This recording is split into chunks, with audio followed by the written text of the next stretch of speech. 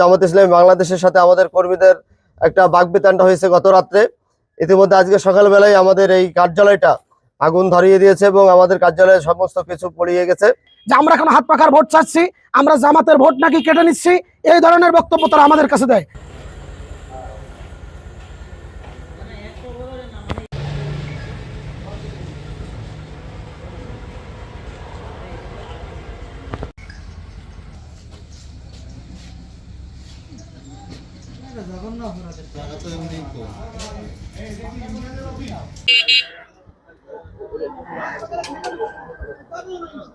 তখন বাজে হলো 8:30, আনুমানিক 8:30। তখন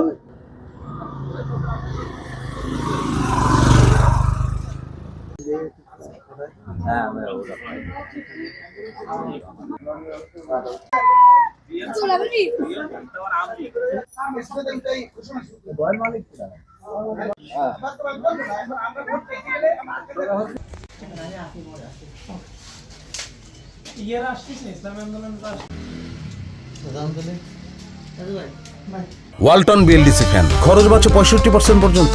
ওয়ালটন বিএলডিসি ফ্যান ছড়ায় স্বস্তির সবুজ হাওয়া।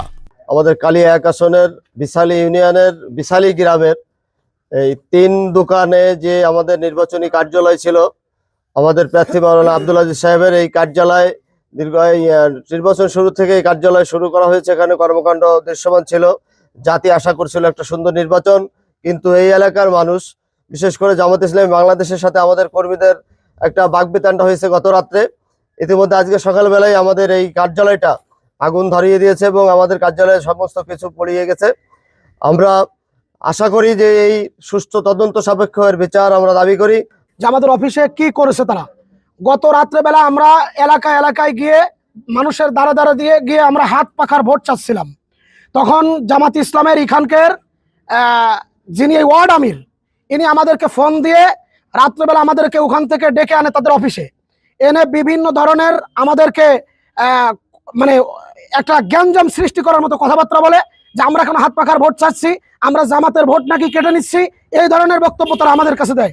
আমরা বললাম যে ভাই, ভোট অধিকার এটা সবার সমান, যে কেউ চাইতে পারে, তো আমরা কেন ভোট চাচ্ছি এইটা নিয়ে আমাদের সাথে বেশ কিছু গোলযোগ করেছে। এমনকি তাদের গত রাত্রেবেলা আমাদের পায়ে ধরে কেমন যেন একটা গ্যাঞ্জাম করবে। এমনকি চরমনার পীর সাহেব সম্পর্কে বলতেছে, চরমনার পীর সাহেব নাকি স্টেজে ওঠার সময় মদ খায় নাকি স্টেজে ওঠে, এই কথাবার্তা বলতেছে এই জামাতের নেতা কর্মীরা আমাদের এখানকার যারা। আমরা ইতিমধ্যে সকালে এসে দেখতেছি আমাদের এই অবস্থা। আমাদের ইসলামী আন্দোলন বাংলাদেশের ভিতরে আমাদের চেয়ার ছিল, আমাদের টেবিল ছিল, আমাদের পিছনে প্যানা ছিল, প্লাস একটা আমাদের পথিক ছিল। এই পথিকটা তারা পুড়ায় ফেলছে। এখন কোন মানুষরা পুড়াইছে এখন আপনারা তদন্তের ভিতরে আসবেন, ইনশাল্লাহ প্রশাসন আসছিল।